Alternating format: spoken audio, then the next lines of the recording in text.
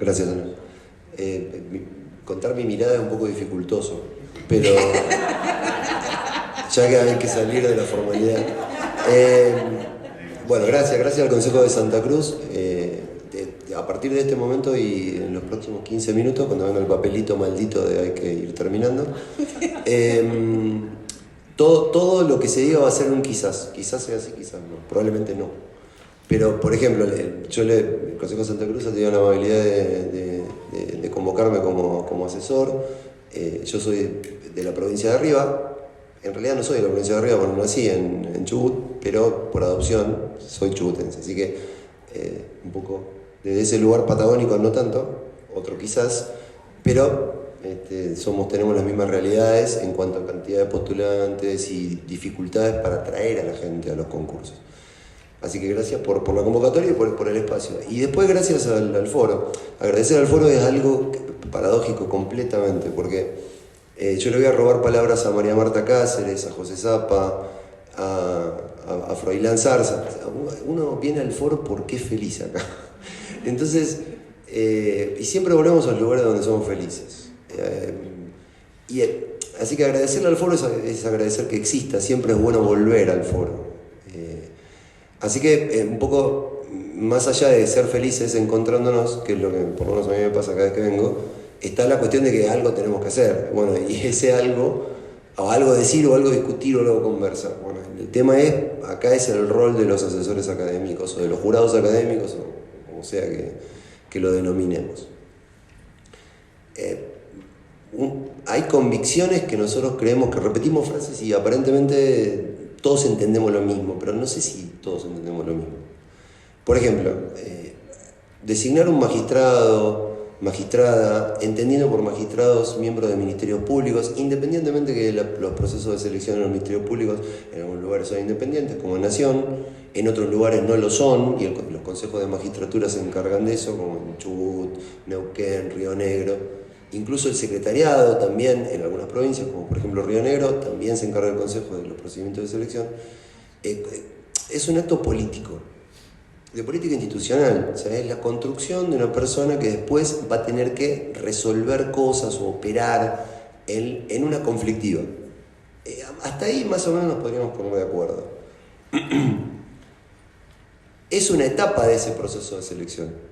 El rol del asesor académico, del jurado académico, es una etapa de ese proceso de selección. Hay otras etapas que no en todos los consejos son similares. Por ejemplo, algunos tienen una etapa de antecedentes tarifados, que no genera pocas discusiones, cómo tarifar antecedentes. El FOFECMA en estos últimos 14 años ha discutido largamente la cuestión de los antecedentes tarifados. No hemos llegado quizás a ninguna conclusión dominante, lo cual está buenísimo, porque lo seguiremos discutiendo eternamente quizás. Pero es una etapa, lo cual tiene que ver un poco la cuestión de si la persona puede acreditar antecedentes en derecho. Lo dejamos con un portapapel, lo dejamos ahí, si puede acreditar antecedentes en derecho. Después hay otra etapa que es la técnica. No en todos los consejos son iguales esas etapas. Algunos tienen etapa escrita, otros tienen etapa oral, otros tienen las dos. En la etapa técnica ahí viene la intervención de los asesores académicos o jurados, que tienen un rol determinado. Volveremos sobre el rol determinado, que es el motivo de esta conversación. Por último, hay una etapa llamada mayormente entrevista personal, y ahí incide la cuestión del perfil. Esa está presente en todos los procedimientos de selección y es la que demuestra que es un procedimiento político. O sea, ahí hay una cuestión de perfil y esa es responsabilidad del órgano que se encarga de la selección, que es el Consejo de la Magistratura. Acá tenemos otro tema que tiene que ver con, de 25 años para acá, como una política de Estado a partir de la reforma constitucional de 1994, ha habido un acuerdo respecto de que había que sacar la selección de magistrados o magistradas podríamos decir, del predominio de la terna o del predominio de factores políticos de los poderes constituidos, ejecutivo y legislativo, y dársela a alguien que a modo de transparentar o a modo de lograr cierta profesionalización en esos procesos. Más o menos también el quizás del cual hablábamos al principio. Esto es así. Bueno, podríamos sintetizar que la iniciativa constitucional consistió en esto. Obviamente que había experiencias anteriores, la pionera provincia chaqueña, ya más de 60 años de Consejo de Magistratura, donde surgió el foro, como vimos en el video, pero es un procedimiento político, básicamente. O sea, no alcanza lo técnico, no solo es lo técnico. Después de esta conversación va a haber una exposición respecto de la inhabilidad psíquica, física, como motivo de destitución, en qué consiste, cuándo alguien es inhábil, si tiene que ver con una cosa, si tiene que ver con la otra, si es que tiene que tener determinada certificación o no. Bueno, todo más o menos nos lleva a concluir que hablamos de un procedimiento de naturaleza política institucional de ello. Ahora, cuando le decimos al Consejo de la Magistratura, donde puede haber representaciones variables, sabemos que no todos los consejos están compuestos del mismo modo, hay estamentos políticos, estamentos de la corporación judicial, hay nuestros populares de la provincia de Chubut y similares en otras provincias como Entre Ríos, bueno, pero más o menos trata de lograrse una fotografía de distintos actores sociales que se comprometen en seleccionar personas que resuelvan conflictos. Bueno, pareciera que los asesores académicos le decimos, los que usualmente u ocasionalmente cubrimos ese rol, yo por equivocación de varias provincias lo cubro más o menos en distintos lugares, tan equivocado, ya le digo, pero bueno, sigan haciéndolo porque también uno vuelve siempre a los lugares donde es feliz, así que quisiera seguir volviendo. Le decimos que sabe derecho. Decimos, bueno, esta persona sabe derecho. Ahora, cuando le decimos sabe derecho, ¿qué le estamos diciendo? Yo les pregunto ahora, cuando un asesor jurídico, jurista o lo que sea, le dice al pleno de un consejo, esta persona sabe derecho, e incluso le dice más, esta sabe más que la anterior y menos que la otra, ¿qué le estamos diciendo? Porque al principio, sí, nos dice que sabe derecho, sí, ¿qué nos está diciendo? Que recita de memoria en el Instituto de Justiniano, que sabe la jurisprudencia de Kazajistán, ¿qué le estamos diciendo? Bien, ¿qué es saber derecho? Y la otra pregunta que quizás sea más inquietante, ¿para qué hay que saber derecho? ¿A mí me sirve que una persona sepa derecho? Depende. Y de grande también, no sé. ¿Qué es saber derecho? Bueno, el tema de saber derecho es algo que nosotros a lo largo del tiempo se le ha dado una determinada identificación. El conocimiento enciclopédico. Bueno, esta persona es muy leguleya. En un país como la Argentina, en el cual la diferencia entre legos y letrados, hubo un proceso de algún modo de evangelización del fin del siglo XIX, en el cual el modernismo estaba asociado al conocimiento del derecho y al conocimiento enciclopédico del derecho y al conocimiento eurocéntrico del derecho. Había que consolidar el Estado argentino a fin del siglo XIX, entonces más o menos hacete amigo el juez, decía José Hernández en la obra máxima de la literatura argentina. ¿Y por qué había que hacerse amigo del juez? Y bueno, porque el juez era el poder. ¿Y por qué era el poder? Porque sabía derecho.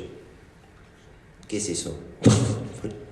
Bueno, eso evolucionó y en algún momento llegamos a que bueno, esto es una política de Estado. Tenemos que seleccionar personas que sepan derecho. Bien, ¿sirve tomar un examen en el cual una persona nos demuestre una erudición notoria?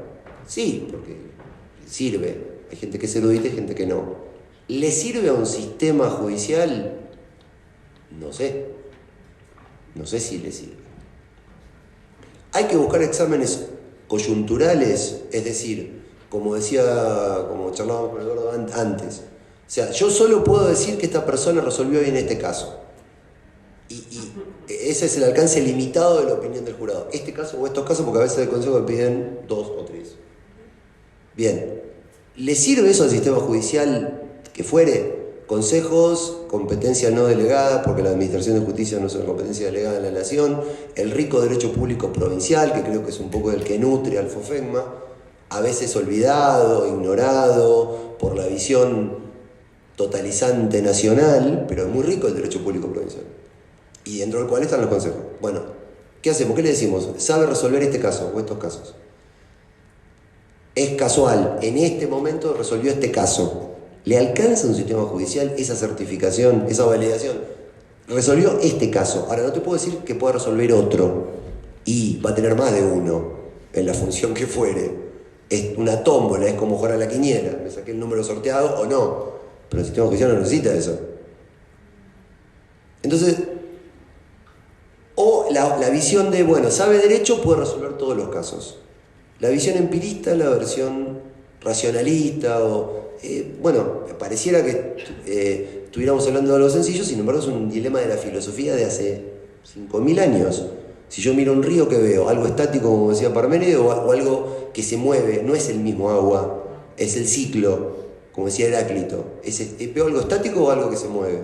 Una persona que resuelve un caso, ¿puede resolver todos? Y pareciera que no. Si lo escuchamos a Heráclito y si lo escuchamos a Parménides, dice, bueno, el que sabe derecho puede resolver todo, porque sabe derecho, porque maneja los principios generales que gobiernan al mundo. ¿Existen principios generales que gobiernan al mundo? Entonces, pues eso, todo es quizás. Yo en realidad hago preguntas. Después Eduardo empieza a responder, somos teloneros de Madonna, que viene después, y ella responderá todo lo que yo estoy diciendo. Y si no lo responde, agárrensela con Marisa, no con nosotros. Entonces, la culpa y ahí la puerta de ingreso bueno, ¿se pueden responder a esta pregunta? Bueno, yo creo que una respuesta tiene que haber. Entonces, ¿cuál es el rol?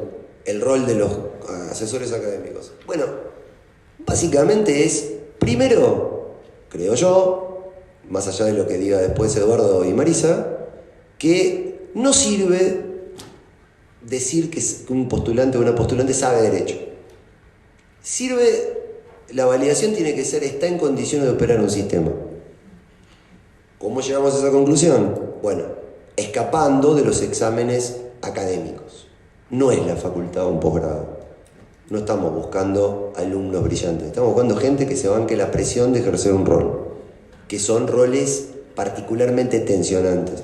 Cuando viene el postulante y dice, y no puedo responder porque estoy muy nervioso, uno da ganas de preguntarle, ¿y que en esas condiciones usted quiere operar un rol? Si usted quiere ser fiscal, va a tener un montón de víctimas en la puerta de la fiscalía. Si quiere ser juez, nunca va a dejar conforme al 100%. Como mucho al 50%, y generalmente a nadie.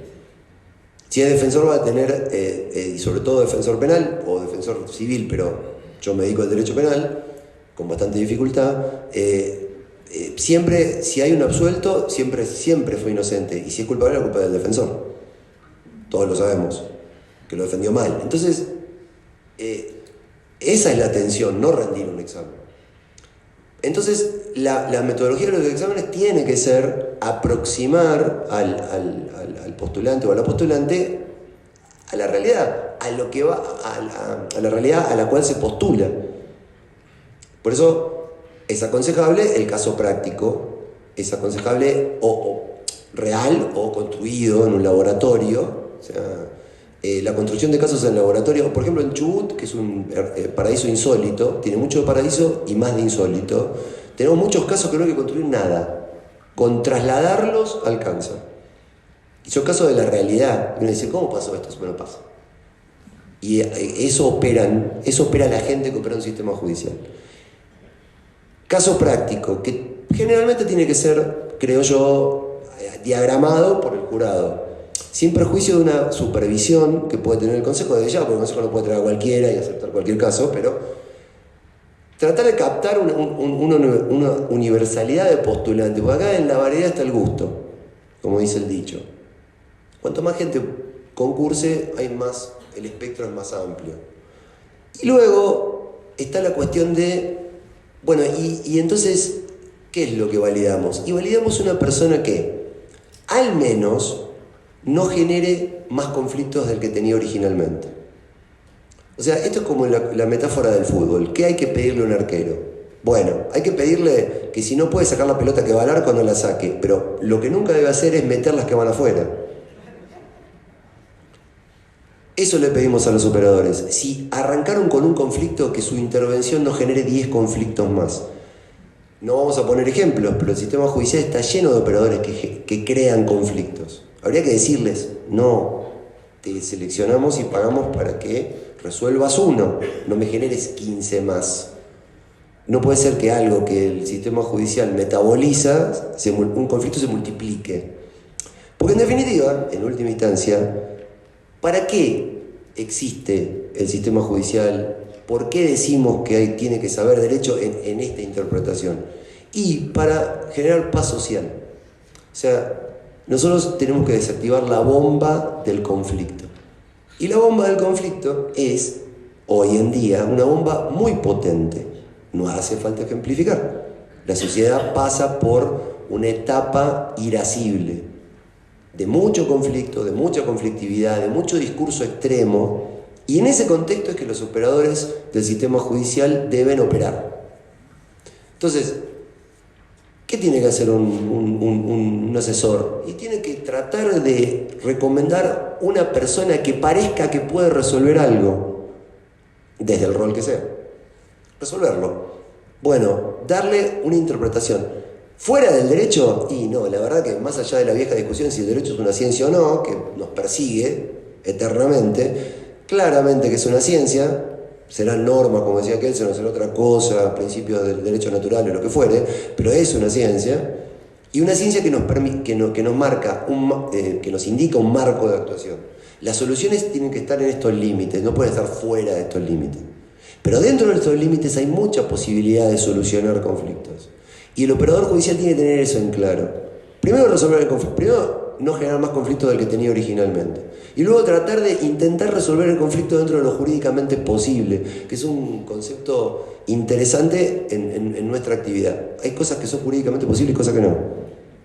Y eso, ahí apunta el rol del asesor. Decirle a este organismo, que tiene esa responsabilidad institucional, quiénes están en condiciones de conocimiento y emocionales y psíquicas, porque a veces eso juega en los exámenes, de brindar una solución jurídicamente posible. Y ahí el asesor habrá cumplido con su parte del proceso de selección y quizás el Consejo cumpla con su cometido institucional, que es ver quién puede operar en el sistema judicial, siempre pensando en resolver la conflictiva, que en definitiva tiene mucho que ver con la vida de las personas, que vivan un poco mejor. Y yo creo que más o menos eso es a lo que tenemos que aspirar. Gracias.